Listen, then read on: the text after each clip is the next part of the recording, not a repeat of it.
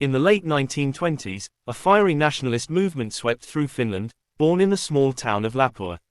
It was called the Lapua movement, a far-right force driven by fear, pride, and a vision of a pure Finnish nation.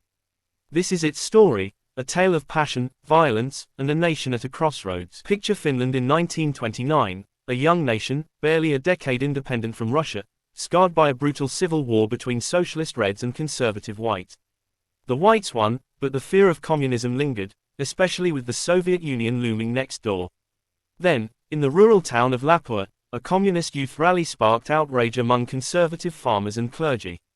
Led by a charismatic farmer, Vitteri Kasola, and inspired by Mussolini's black shirts, the Lapua movement was born, a crusade to crush communism and restore Finnish pride. The Lapua movement wasn't just anti-communist, it was fiercely nationalist, championing a Christian, agrarian Finland free from foreign influence. They saw democracy as weak, yearning for a strong, unified state. Their methods, aggressive, they disrupted leftist meetings, kidnapped socialists, and even dumped them at the Soviet border in violent acts called shovings.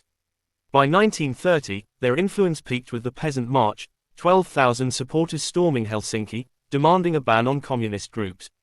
The government caved, passing harsh anti-communist laws. But Lapua's ambitions grew bolder. The movement didn't stop at communists.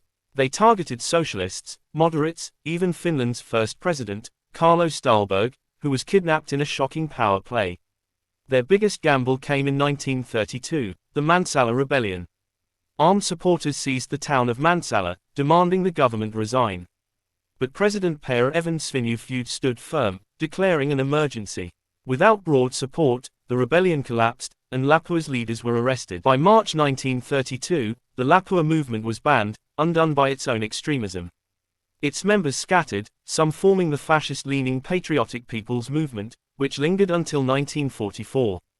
The Lapua movement left a complex legacy. It hardened Finland's anti-communist stance but also strengthened its commitment to democracy to avoid such chaos again. Its blue and black colors, blue for conservatism, black for militancy, still echo in today's far-right, like the modern blue and black movement, a distant heir tied to the Finns party's radical fringes. Fast forward to 2020, the blue and black movement, or Sinamustaliike, rises from the ashes of Lapua's ideology. Founded by ex-members of the Finns party, it proudly waves the same blue-black banner. This neo-fascist group pushes radical nationalism, anti-immigration, and anti-Semitic rhetoric, even flirting with Nazi symbolism, runes, Holocaust denial, and Axis-era nostalgia.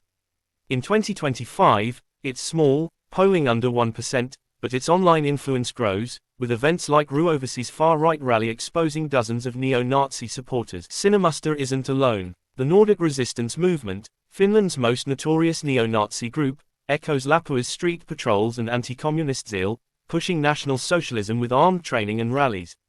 Though weakened by arrests in 2025, it's collaborated with Sinamusta. Groups like Soldiers of Odin, born in Kemi, also channel Lapua's vigilante spirit, using Nazi imagery to protect Finland from immigrants. Smaller cells, even on forums like Stormfront, call Lapua a heroic model for today's fight. These groups are fringe, hemmed in by Finland's tough laws and public rejection. Yet, they draw strength from Lapua's myth, a vision of a homogeneous nation under siege. Ties to the Finns party, with some members endorsing Sinamusta in 2025 elections, amplify their voice.